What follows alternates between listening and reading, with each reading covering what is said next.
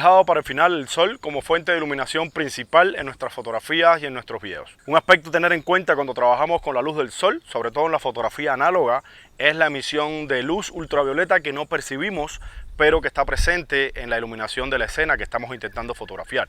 En el caso de la fotografía o el video digital, pues no tenemos este problema, ya que los sensores tienen un filtro que elimina esta radiación, o sea, absorbe esta radiación, y con eso podríamos estar eliminando el exceso de azul o algunos tonos azules no deseados en nuestras fotos. Otro aspecto a tener en cuenta es la temperatura de color. 5600 Kelvin, y va a variar en el momento del día en que estemos grabando, y va a variar también en función de las condiciones que tengamos de iluminación, o sea, cielos nublados o cielos más despejados. La coloración con que vamos a percibir la luz del sol va a ser la referencia para comparar las diferentes fuentes de luz artificiales, y en próximos videos hablaremos del IRC, que va a ser el parámetro, va a ser por donde vamos a calibrar las fuentes de luces y teniendo como referencia la luz blanca del sol. O sea, una fuente de luz va a tener un IRC más alto, o sea, un valor más cercano a 100, en dependencia de su parecido o en dependencia de su comportamiento con respecto a la luz del sol. Si lo percibimos tan blanco como la luz del sol, pues el IRC de esa fuente de luz artificial va a ser un poco más alto una vez que se parece más a la luz del sol. A menudo escuchamos expresiones como que bueno este día para hacer fotos en días soleados, en días donde no hay nubes, y nada más lejos de la realidad. Tenemos un problema con nuestros sensores de cámara que no lo tenemos con nuestro sistema de visión, y nos estamos refiriendo específicamente al rango dinámico.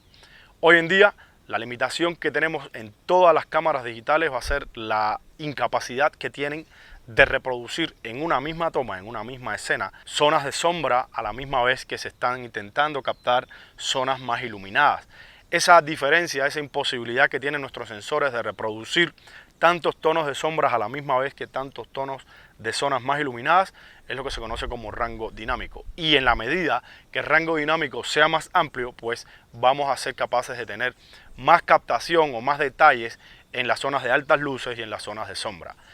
En días muy soleados este va a ser el principal problema. ¿Por qué? Porque las sombras que produce son bien oscuras y vamos a perder detalles en esas zonas. Si no contamos con cámaras con sensores con rangos dinámicos amplios, pues vamos a tener o contraluces o zonas de sombra muy oscuras. Para este caso tenemos que llenarnos de accesorios cuando vamos a trabajar en días bien soleados. ¿Para qué? Para rellenar con luces artificiales las zonas de sombra que no están siendo reproducidas por nuestro sensor. Podemos usar también espejos reflectores que nos van a servir para aprovechar la luz que tenemos una vez que la hacemos incidir en esa superficie, y la vamos a reflejar para iluminar de esta manera las zonas de sombra que se nos están quedando oscuras o sin detalles en nuestras fotos. Hablando de temperatura de color, es importante señalar que cuando estamos trabajando en fotos, pues tenemos la posibilidad en postprocesado de modificar cualquier dominante de color que estemos teniendo como consecuencia de la selección incorrecta de la temperatura de color en la cámara, que no coincida con la fuente de luz principal que está predominando en la escena. Si tenemos la posibilidad en nuestras cámaras fotográficas de grabar nuestras fotos en archivos RAW, pues vamos a tener un archivo con toda la información, y cualquier modificación no va a afectar la integridad de esa foto o esa imagen. En el caso del video, la no selección del parámetro correcto de temperatura de color en la cámara que coincida con la fuente de luz principal o predominante en la escena, pues va a traer ciertos problemas de colores o dominantes en tonos que no deseamos, y que va a ser un poco más difícil de eliminar en postproducción una vez que no tenemos archivos RAW para grabar. Si estamos utilizando el sol como fuente de luz principal en una escena y estamos utilizando fuentes de luces artificiales para rellenar las zonas de sombra, pues tenemos que tener muy en cuenta qué temperatura de color tienen esas fuentes para colocarles el filtro correcto una vez que necesitamos igualar y que la temperatura de color resultante en toda la escena coincida con el valor que hemos elegido en nuestras cámaras. Debido al ángulo de incidencia de la luz del sol, y esto va a pasar con cualquier otra fuente de luz, pues vamos a tener una serie de reflejos no deseados que van a afectar directamente a la coloración de la escena que estamos fotografiando. Mediante la utilización o colocación en nuestros lentes de filtros polarizadores, vamos a hacer que toda esa luz que venga en un ángulo que esté afectando la coloración de nuestra escena y también afecta a los reflejos que estamos percibiendo, pues se van a eliminar una vez que no están llegando de frente, por así decirlo, no están llegando en la dirección de frente a la escena que estamos fotografiando. Cualquier reflejo, cualquier rayo de luz que esté llegando en esta posición, por supuesto que la serie de reflejos que se van a producir dentro de nuestra óptica y delante de ella van a hacer que empiecen a afectar los tonos de colores que vamos a percibir. Mediante la colocación de estos filtros polarizadores, pues se van a eliminar toda esa incidencia desde direcciones no deseadas que pueden afectar la coloración del resultado de la imagen que estamos captando.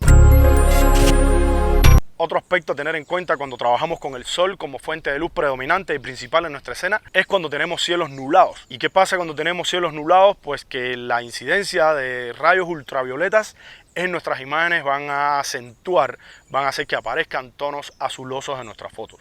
Muchas veces no nos damos cuenta porque nuestro cerebro se encarga de hacer esa corrección, que percibamos la luz blanca en cualquier momento del día, pero si no estamos pendientes, que estamos en días nublados y tenemos que hacer modificaciones en la temperatura de color de nuestra cámara o filtrando las fuentes de luces artificiales que estamos usando como luces de relleno, pues vamos a tener una modificación de tonos, una variación de tonos, y si estamos grabando, por ejemplo, videos donde debe haber una continuidad cromática, por así decirlo, pues estos saltos van a hacer que en postproducción el tema de la corrección de esas modificaciones de colores sea un proceso un poco más complicado. En dependencia, además de la posición geográfica donde estemos ubicados, vamos a tener que el sol va a salir por una parte, por otra, va a tener una altura determinada con respecto a donde estemos ubicados, y esto va a hacer que tenga una incidencia sobre el tamaño de las sombras, la cantidad de contraste que tengamos, la coloración que tenga la luz que está incidiendo en la escena. Y bueno, ahí jugamos un poco nosotros con el momento del día que nos parezca óptimo o que podamos utilizar como fuente de luz principal. En las mañanas tenemos una luz muy suave, al igual que en la tarde. Se habla de la famosa hora mágica, que es la hora en que el sol casi está al ponerse por la coloración que tiene, debido a la posición que tenemos, que tiene la Tierra con respecto al sol en horarios de la tarde, pues la luz va a ser un poco más naranja, un poco más rojiza, y son tonos que de pronto nos pueden gustar más, en dependencia por supuesto de la historia que estamos contando. La luz sí es más suave, no va a producir zonas de sombras tan oscuras, no vamos a tener tanto contraste de la misma manera que si grabamos en las mañanas. A modo de resumen, tenemos que decir que independientemente de la fuente de luz que estemos usando como luz principal o predominante en nuestra escena, es muy importante tener en cuenta el uso de filtros, el uso de parámetros como la temperatura de color, la corrección de la temperatura de color, para eliminar estas tonalidades indeseadas en nuestras fotos o en nuestros videos. Resaltar además que cuando estemos utilizando filtros de corrección de temperaturas de color delante de las fuentes de luces, en el caso de las fuentes de luces que no tienen la posibilidad, como el caso de la lámpara LED, de modificar la temperatura de color en la misma lámpara, pues cuando tengamos que usar estas gelatinas, estos filtros delante de la fuente, además de que estamos modificando la temperatura de color, hay una absorción de luz, con lo que la intensidad va a disminuir y tenemos que hacer correcciones en la exposición en nuestras cámaras. Debemos tener en cuenta la intensidad de la fuente de luz que estamos intentando filtrar. Mientras más intensa sea esa fuente de luz, más alto tiene que ser el grado de corrección de color del filtro, y por supuesto la absorción de luz que va a haber va a ser mucho mayor. Por ejemplo, no es lo mismo filtrar un 150 tuxteno con un filtro azul para igualarlo a la temperatura de color del sol, en el caso de que lo estemos usando como luz de relleno, filtrarlo con un filtro azul que tenga una densidad muy baja que filtrarlo con una densidad más alta de corrección de color. En el caso de que no estemos utilizando la densidad apropiada según la intensidad de la fuente, pues en vez de corregir la temperatura de color, lo que estamos añadiéndole es un tinte. Si ese 150 vatios de potencia lo filtramos con un full blue, en este caso un CTB de máxima intensidad, no estamos logrando emparejarnos con la temperatura de color del sol. Nos estamos yendo por arriba, con lo que vamos a ver una tonalidad más azul. Independientemente de la fuente de luz que estemos usando como luz principal, debemos tener en cuenta que la modificación de estos parámetros, ya sea con filtros o en la cámara, pues lo podemos usar también de manera creativa si queremos dar esas sensaciones que cabe añadir que cuando hablamos de luz fría y luz cálida nos estamos refiriendo un poco a las sensaciones psicológicas que la iluminación puede surtir sobre nuestra escena.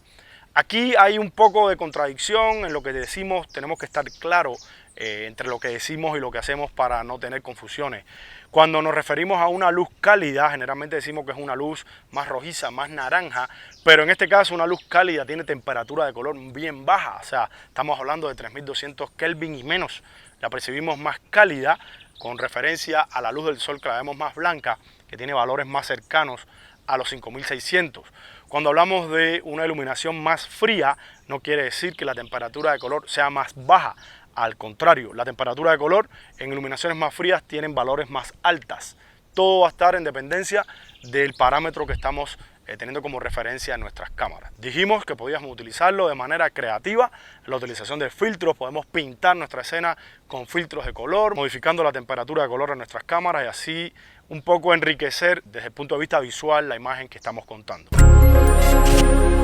En próximos videos estaremos haciendo un esquema de iluminación donde utilizaremos las diferentes fuentes de luces que vimos en este video. Estaremos usando filtros de corrección de color, estaremos viendo también la absorción de cada filtro y la afectación directa que va a tener sobre la exposición de nuestra imagen. Para finalizar, quería decirles que cualquier comentario o cualquier duda que tengan sobre los contenidos que estamos explicando acá en nuestros videos, pues pueden sin problema ninguno dejárnoslo saber en los comentarios y con gusto lo atenderemos. Suscríbase a mi canal y esperen nuevos contenidos.